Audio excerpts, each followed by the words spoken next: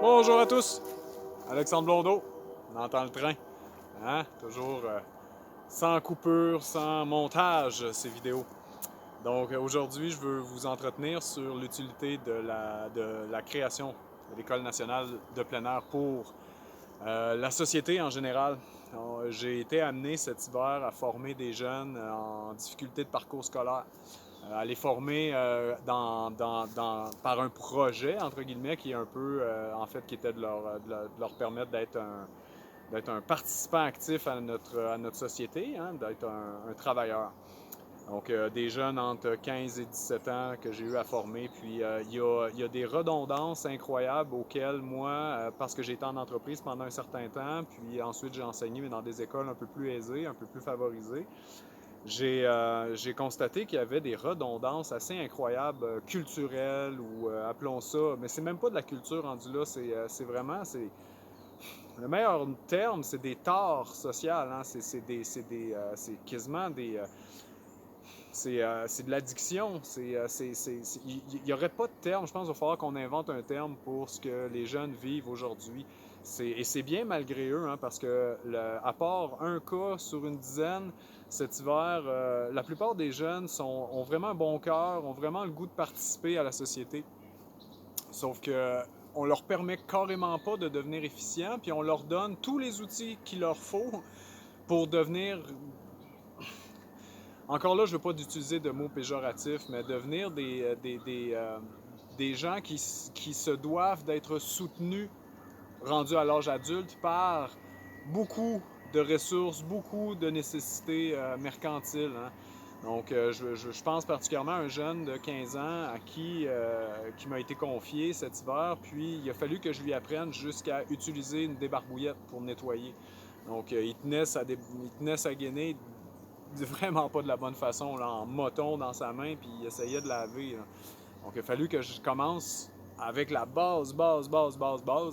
Puis c'est un jeune complètement prêt à faire, à rendre service, à participer, à vouloir être employable, etc. Donc, il y avait une très bonne volonté chez ce jeune-là. Mais malheureusement, tout son milieu, toute la culture transmise, tout l'amenait dans un entonnoir, hein?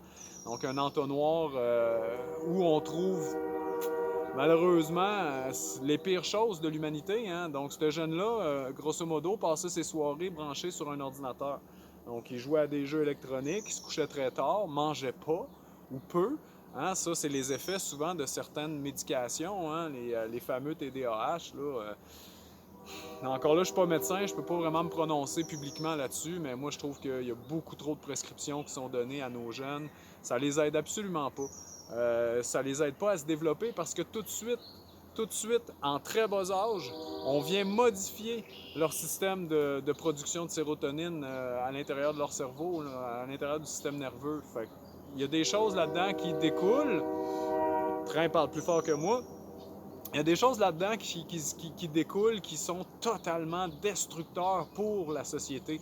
Puis je suis pas étonné, hein, je vous parlais dans la vidéo précédente de toute la surproduction qu'il faut détruire.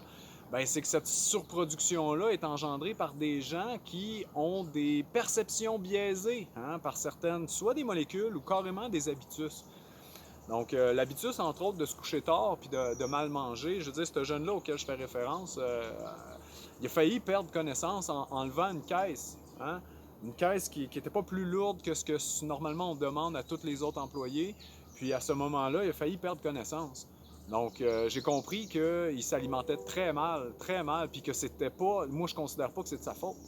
Puis après ça, le grand problème de ça, c'est est-ce que c'était la faute de sa mère? Je pense pas.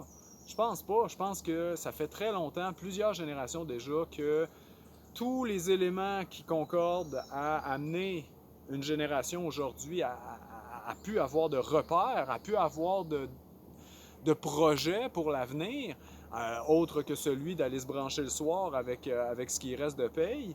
Je trouve que c'est ça. Donc, on en vient à construire, à former des jeunes à l'inutilisme, à la vacuité, au loisir infini. OK? Donc, c'est là que l'École nationale d'apprentissage par projet vient un peu briser ça, cette espèce de courant-là, où est-ce que, bon, ben peu importe, allez, tu seras heureux, fais ce que tu veux. Moi, je crois pas à ça. Non, moi, je pense que c'est important de donner un projet à un jeune. Hein. C'est important d'y donner une utilité dans le monde, une utilité concrète, réelle, puis qui va favoriser son émancipation avec ses pairs, avec ses amis, avec les gens qu'il va être amené à côtoyer.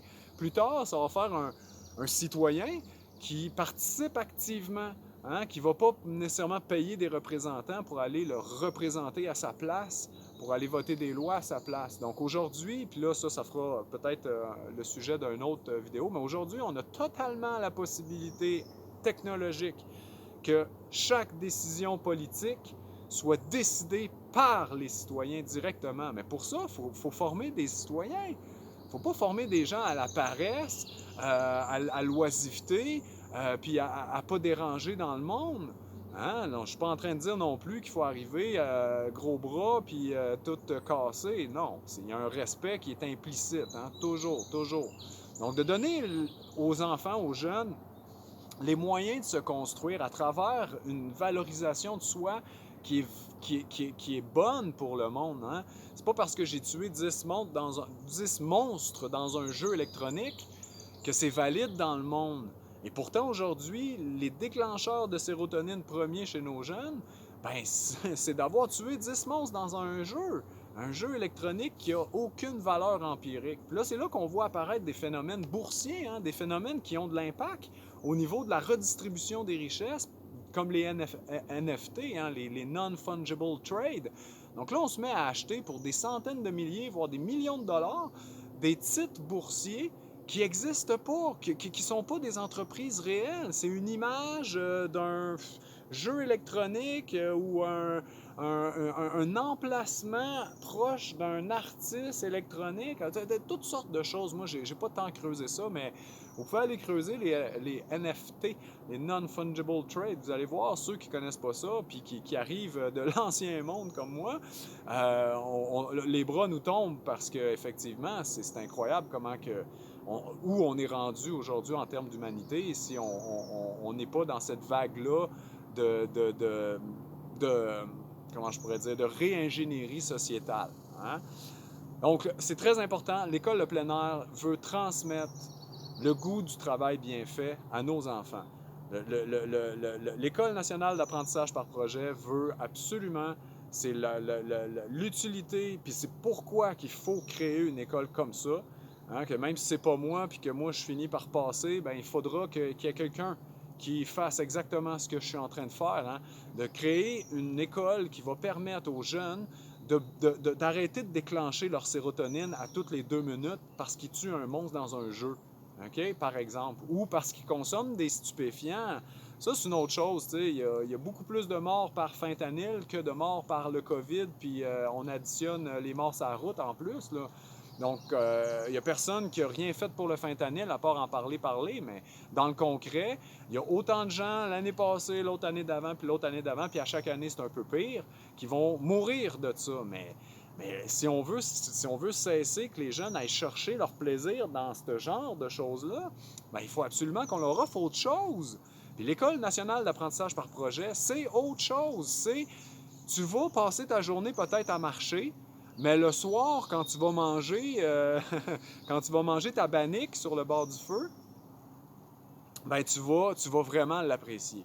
Okay? Parce que ton taux de sérotonine va avoir baissé un peu, toutes tes connexions nerveuses vont s'être relâchées, tu vas avoir trouvé un plaisir juste dans la continuité, à la minute, à pas te faire mal, à suivre le groupe, pas te perdre, à être un agent actif dans le groupe. Donc ça va te permettre de devenir un membre plus tard actif d'une société qui construit, hein, plutôt que de détruire.